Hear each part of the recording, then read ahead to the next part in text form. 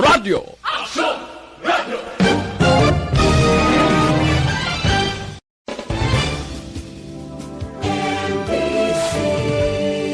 Manila Broadcasting Company. Sa balita, komentaryo, isyu, serbisyo publiko. Aksyon! Radio! Sa Bacolod, Aksyon Radio. Aksyon! Radio!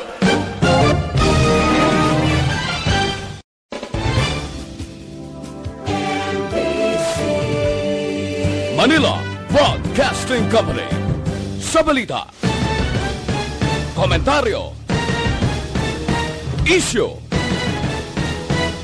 serbisyo publiko. Aksyon! Radio! Sa Bacolod, Aksyon Radio. Aksyon! Radio!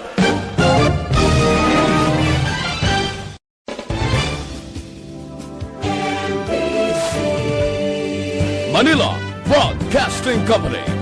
Sa balita, komentaryo, isyu, serbisyo publiko. Aksyon! Radio! Sa Bacolod, Aksyon Radio. Aksyon! Radio!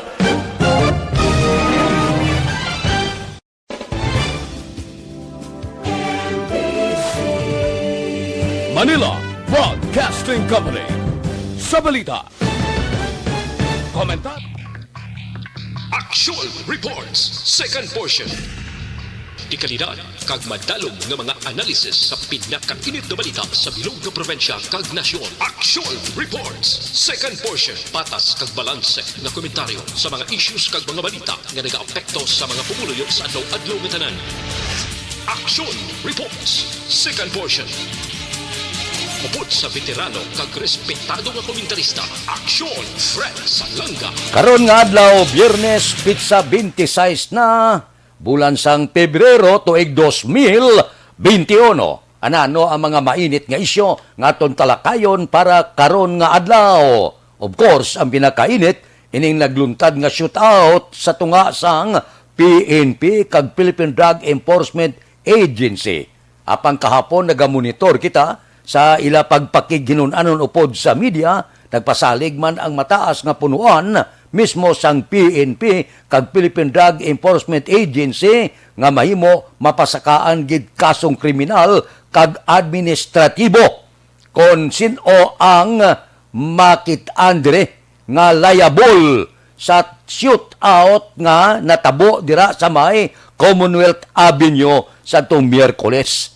Suno sa opisyal sang PNP kag PEDIA, ginako nila, may-ari ini temporaryo nga sitback sa ila grupo. Sa isa kapag pakiginunanon upod sa media kahapon, si PEDIA Chief Wilkins Villanueva, sila niya ginaid nila maayo. Kag ginasiguro nila, ante sila magbuhi sang kon anuman nga statement. Sa karon, wala pa sila sa mahatag kung ano, paano, natabo, bangod nga kulikta pa sila sang mga ebidensya nga kabudlay mag-espekular. Kinanglan ang maid-id nga ebidensya. Kaman lunsay katapo sa kapulisan ang natabuan sa among insidente. Tiga pangayo sila, 2 ka semana, agod makahatag sila sang picture gid kung ano ang natabo. Kaya man ti dako nga sitback ang natabo. Amak mo yang naglinuthanganay kamo. Katapo mo lang sang kapulisan kag PDEA. Pero sinugid bala ang kulang taon naton ang kasuguan, sinugid ang may kinamatarong kung illegal nga druga ang paghahambalan. Base sa Akta Republika 9165 o kung ining Comprehensive Dangerous Drugs Act of 2002, gin-appoint ang PDEA ginman para amo ang magapanguna sa among operation. Amo silingon ang PDEA ginman niya ang itagaan sang tasking ila gini obligasyon kung illegal nga droga ang pagabalan. Antes ang illegal drug operations, ang kapulisan niya dapat magkuha o kung magsumiter sang nga tawag coordination form sa PDEA. Maagigid sila sa PDEA. Ang PDEA amo ang ginatawag implementing arm sang Dangerous Drugs Board. Siya gidya ang gintugyanan obligasyon kon illegal drugs ang paghambalan. Implementing arm gid siya. Ang policy making kag mga stratehiya, mga formulating body angot sa duga ti iniya ipaidalom sa PDEA. Ini ang PNP, sa idalom iniya sang DILG mo. O galing, intindihanay na lang. Hindi man tanan niya sakop sang PDEA na bilog nga Pilipinas kung dinakpanay sa dugang pagbalan. Tiguro, katiting ang madakpan kung hindi nila pagdalon ang PNP sa ila sini operasyon. Amo na, nga dapat may ara sang koordinasyon. Kung ang kapulisan may natiktikan, nga dapat redon agi sila sa PDEA. Galing kung kaisa intindihanay na lang, nga kung daw hindi malapot ang PDEA, redon na lang sa kapulisan. Amo gihapon, ang target isa lang, nga papason ang illegal nga droga diri sa pungsod Pilipinas. Amo niya, kung basihan na to na, ang order. Pero may pag-intindihan na niya Sa Bacolod, ehemplo, may koordinasyon. Impes mag-red ang kapulisan, marikta sa PDEA. Bisan na PDEA gani kung pila ka barangay ang rido niya, may aras ang ginatawag koordinasyon sa kapulisan. Wala bungguanay. Pero kung hambalan tagid, kung sino may obligasyon, of course, ang PDEA amo ang may aragid kinamatarong sa idalom sining Acta Republica 9165 o kon Comprehensive Dangerous Drugs Act of 2002. Aksyon Radio Philippine Standard Time, las 6:42. Mabalik kami pagkatapos ini. Bakit kailangang magpabakuna? Bakit nga ba vaccination? Ang pandemyang ito ay kumuha ng maraming buhay at patuloy pa nitong nilalagay sa peligro ang buhay ng nakakarami. Pinahina din nito ang ating ekonomiya at maraming Pilipino ang nawalan ng trabaho dahil dito. Sa pagkatuklas ng bakuna laban sa COVID-19, nagkaroon tayo ng oportunidad na malabanan ang pandemyang ito. Sa tulong ng mga bakuna, ay may iwasan natin ang sintomas ng impeksyon at posibleng maiwasan din ang malalang impeksyon at matigilan ang pagkalat nito. Gayunpaman, gaya ng iba pang mga bakunang ginagamit sa nagdaang dekada, ang abilidad nitong protektahan ang ating komunidad ay tataas lamang kung hindi bababa sa 70% ng ating populasyon ay bakunado. Halimbawa, kung ang iyong barangay ay mayroong 100,000 katao, hindi dapat bumaba sa 70,000 ang dapat mabakunahan upang matiyak na proteksyon ang buong komunidad. Kaya ating tandaan, ang pagbabakuna ay hindi lamang para sa iyo o sa iyong pamilya. Ito ay para din sa iyong barangay, lungsod at probinsya. Tara, sa Vida Vaccination! Aling mga bakuna ang gagamitin sa Pilipinas? Sa ngayon, may limitadong supply ng bakuna sa buong mundo. Sa katunayan, halos 80% ng stock sa buong mundo ay nabili na ng mga mayayamang bansa.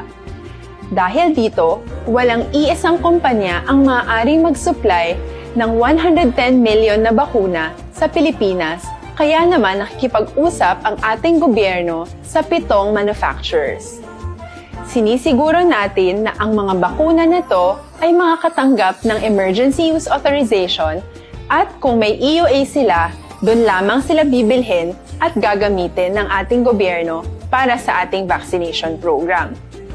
Nagbibigay ang EUA ng assurance o katiyakan na ang bakuna ay dumaan sa masusing pagsusuri at nirerekomenda ng mga independent na eksperto sa atin. Hindi mo rin kailangan mag-alala. Ang bakuna laban sa COVID-19 ay hindi magbibigay sa iyo ng COVID na sakit. Tara, sa Vida Vaccination! Magkano ang babayaran ko para mabakunahan? Ibibigay ng gobyerno ang bakuna ng libre. Wala kang dapat bayaran para magpabakuna. Tara, sa Vida Vaccination! Sino ang unang makakapagpabakuna? Dahil kailangan nating masiguradong patuloy na makakapagtrabaho ang ating health system para maalagaan tayo, ang mga medical frontliners ang unang makakatanggap ng bakuna. Susunod dito ay yung mga eligible na senior citizens dahil sila ay nasa greatest risk ng severe infection o kamatayan. Alam natin ito dahil sa ating lokal na datos na mas mapanganib ang COVID-19 sa mga matatanda. Ang pagkakasunod-sunod na kung sino ang unang makakatanggap ng bakuna ay natukoy sa tulong ng mga eksperto. Tara, sa Vida Vaccination! Kailan at saan ka dapat magpabakuna? Ang inyong national government ay nakikipag-ugnayan sa mga lokal na pamahalaan upang maihatid ang bakuna sa inyo. Ang lokal na pamahalaan or LGU nyo ang maghahanda ng pagpaparehistro at pag-ayos ng schedule ninyo sa pagpapabakuna. Mangyaring abangan ang anunsyo at instructions na magmumula sa inyong mga mayor or governors ukol dito. Tara, sa Vida Vaccination! Ano ang kailangan mo bago magpabakuna? Habang hinihintay natin ang pagdating ng mga bakuna, kumuha lamang ng impormasyon sa mga mapagkakatiwalaang sources. Magtanong lamang sa mga licensed medical professionals ukol sa wastong pagbabakuna para sa COVID-19. Matuto rin tayong mag-verify ng ating mga nababasa o naririnig. Tanging tamang impormasyon lamang ang makakapaggabay sa atin sa ating desisyon na magpabakuna. Ang inyong health history ay mahalaga din sa pagtukoy kung dapat ka bang bakunahan o hindi, kung anong bakuna o angkop sa iyo. Kaya naman, importanteng seryosohin natin ang health screening na ito. Magpakita sa araw ng inyong screening at ideklara ang inyong complete health history, gaya ng allergies o mga risk factors o mga sakit noon. Masusuri ka lamang ng tama ng isang health professional kung ibibigay mo ang mga hinihiling na impormasyon. Kung hindi ka naman sumailalim sa screening, hindi ka maaaring i-book o i-schedule para sa pagpapabakuna. Tara, sa Vida Vaccination! Ano ang kailangang gawin sa araw ng pagbabakuna? Pumunta kayo sa vaccination site kung saan ka nakalista. Huwag kalimutan magsuot ng face mask at Aksyon Radio Philippine Standard Time, las 6:47. Pasiplatan kung makadali ang reklamo sang kabaranggayan sa Bacolod nga nagreklamo kaina sang kagahon nga wala magtubod ang tubig. Amo ini ang Barangay Pahanukoy, Singkang Airport, Tangob, dira sa Villamonte, sa Patria Village kag posible madamo pa nga mga kabaranggayan ang wala tubig.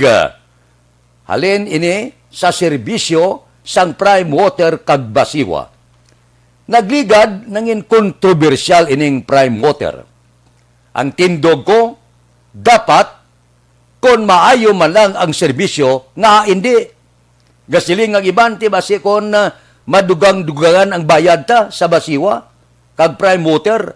Ako ya personal, nagasiling nga bisan madugang-dugangan pang bayad, basta husto nga serbisyo, hindi na kita magpulaw bugtaw.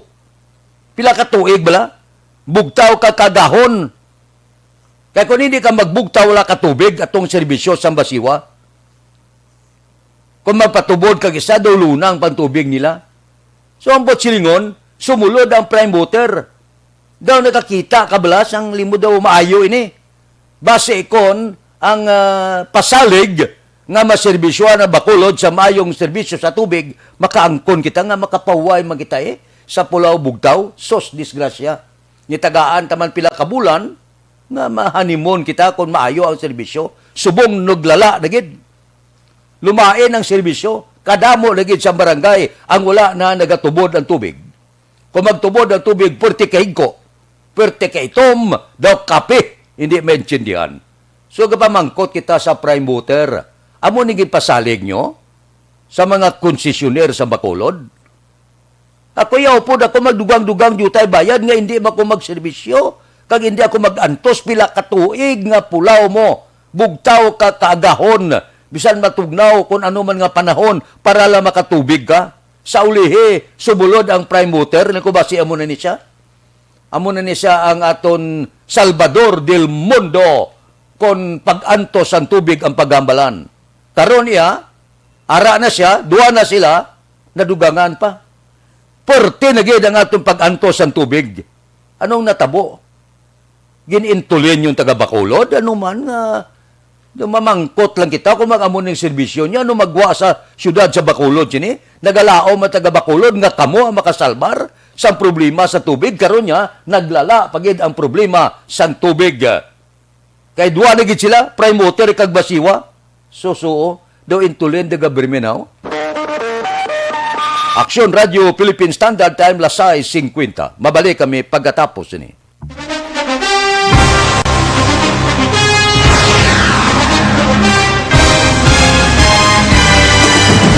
Mga balita nga una nabatian, mga impormasyon nga nakaapekto sa pagpangabuhi sang tanan, drama nga naghatag kabuhi sa istorya sang paglaom, paghigugma kag pagpasimpalan, serbisyo nga makatalandog balatyagon kag nagbunga sang pagsanyog, istasyon sang tanan sa sulod na sang 51 ka tuig, istasyon nga hindi kamo pagkalipatan. Pito ka mga kongresista, isa ka gobernador ang araw sa nagkulist sa pedaya yung pamangkot to nagligad para pamaninga ni nawawagay sa ngalan wala to naman nga maglapit na lang ang eleksyon pagwa. Sakit lang kung kayo nga katapos ang media nga mag-report lang sa senaryo kabisan mahatagan kamo tsansa nga makapalayag sa inyo hibubunot batok sa pulis. Jaya kontra wala niya tsansa mo, nagpasarhag na ang kamara, wala ang ila counterpart sa Senado, nagpabungol-bungol. Kamuda daw pinagusto lang sa kamara, insulto sa Senado. Una sa balita, una sa aksyon, Sabado, Aksyon Radio.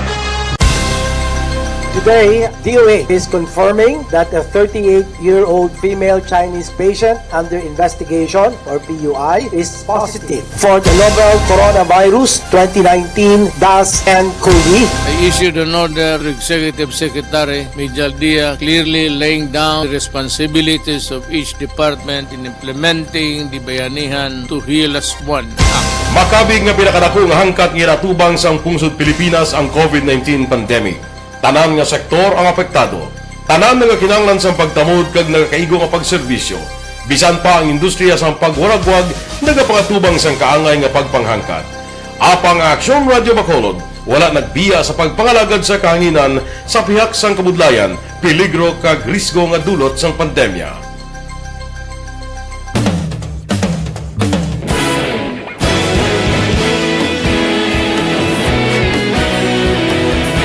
Sa sunod na sang 51 katuig, nasaksihan ang dedikasyon sa Aksyon Radio Bacolod sa pagdulong sa mga balita kag impormasyon para sa interes sang mga pumuluyo. Pila na ka henerasyon ang nag-agi, komitido sa gihapon ang Aksyon Radio Bacolod nga mag-alagad sa kahanginan nga tampad, wala sang ginadampigan kag ginahalungan ang kamatuuran.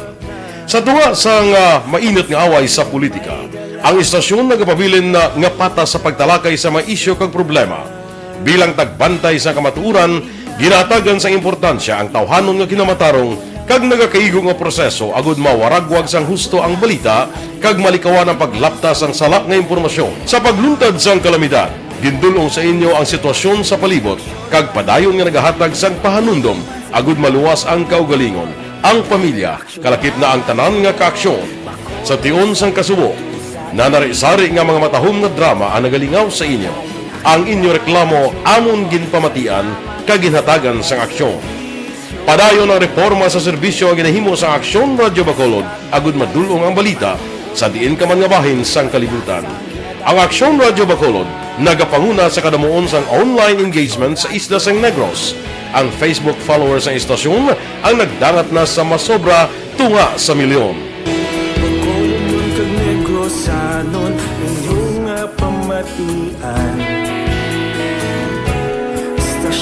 Nagapalaplag sang kamaturan. Humalin sa tutubtub suwong, nagapanguna sa gihapon sa balita, serbisyo publiko kag kalingawan ang Aksyon Radio. Napili bilang finalist sa UP Broadsox Choice for Gandingan ng Katarungan sang Gandingan Awards 2020 ang Aksyon Radio Bacolod. Naghakot man sang pagpasidungog ang makatapok ang programa sa Aksyon Radio Bacolod sa Tingog kag Handurawan Awards 2020.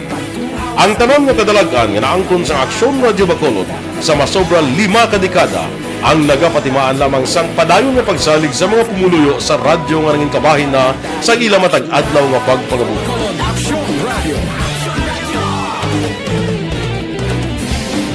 Una sa balita, una sa aksyon. Sa Bacolod, Aksyon Radio.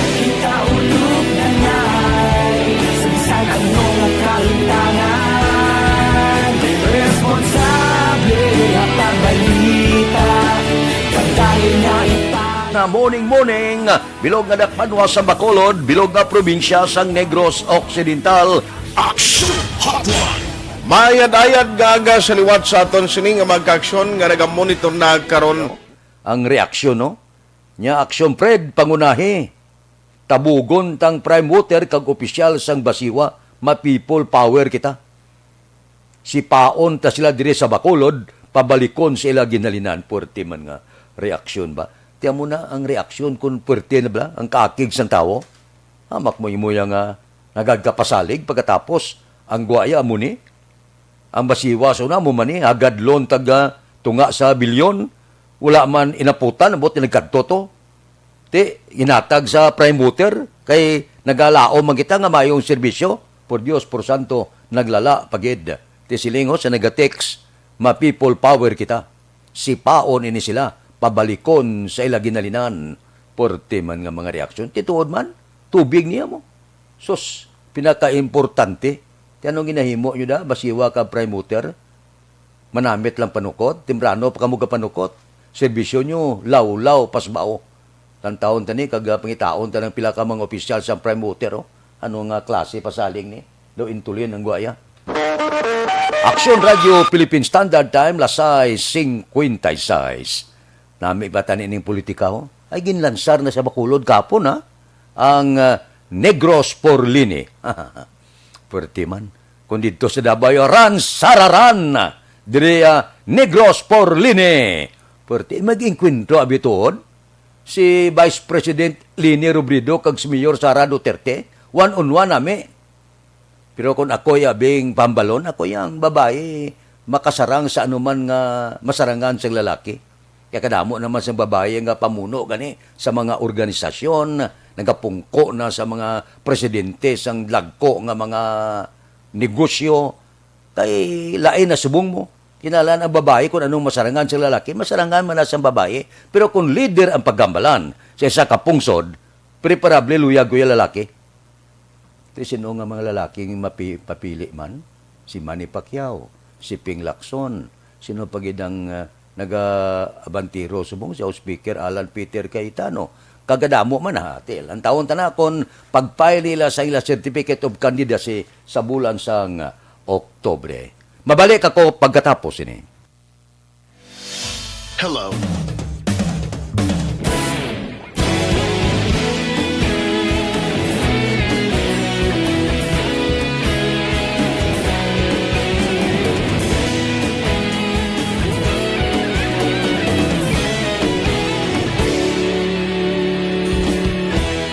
Agapasang banwa, mabugaw nga hangin agadapyan na.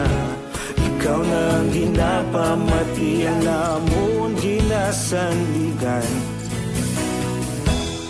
Tingog sang probinsya, kamatuuran ginapalap na. Minsay nga may dala, paglaom kag kasanat. Tinuig nga nagligan, ikaw gihapon ang ako nga istasyon. Sa pagbudlak sang adlaw, sa pagduhaw sang biton. Mga balita nga dala inspirasyon. Aksyon Radio, Bacolod man sa gihapon. Padayon Aksyon Radio, Bacolod saludo sa imo. Padayon Aksyon Radio, salamat isa pagserbisyo. Patas kag balanse, patuod ng mensahe, wala sang hinadang pilihan. Padayon Aksyon Radio.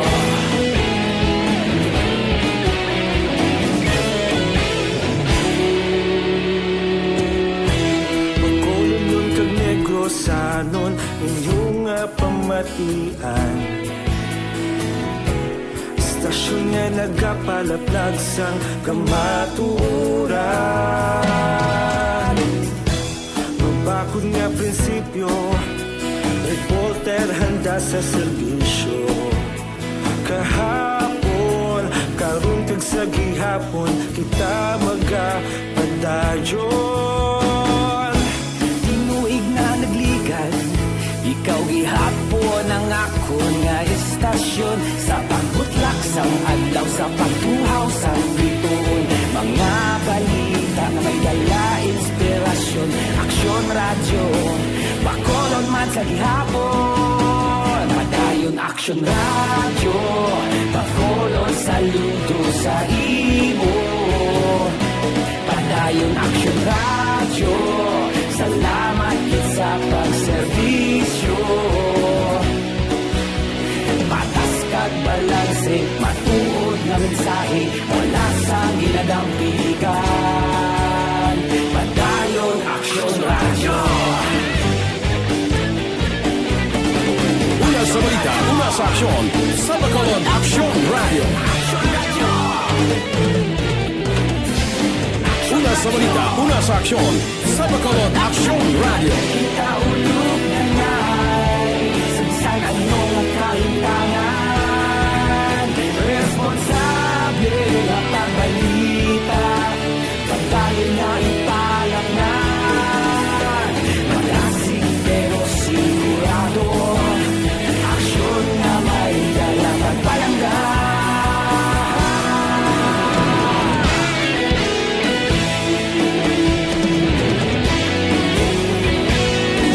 Aksyon Balita Morning Edition. Liwat maga dulong sa aton sa mga balita lokal, national, international, sports kag artista. Upod kita kay Aksyon Boy Duran kag Aksyon Dorel Cabato, Aksyon Fred Salanga. Una sa balita, una sa aksyon, sa Bacolod Aksyon Radio.